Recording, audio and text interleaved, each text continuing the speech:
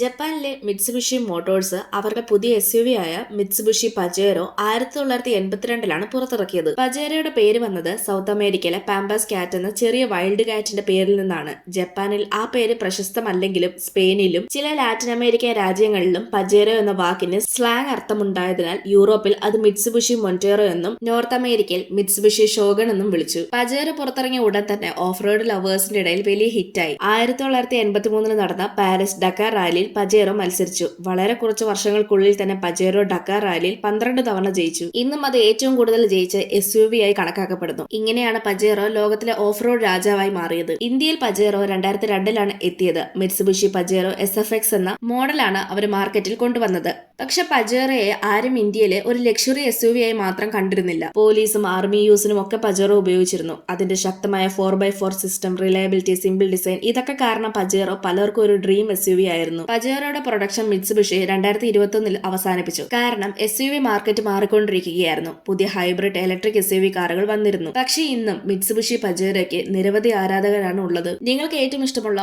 Off road car ഏതാണെന്ന് comment ചെയ്യൂ. ഇതുപോലെയുള്ള കൂടുതൽ വീഡിയോസ് കാണാനായി ചാനൽ സബ്സ്ക്രൈബ് ചെയ്യാനും ഇൻസ്റ്റഗ്രാമിൽ ഫോളോ ചെയ്യാനും മറക്കില്ല.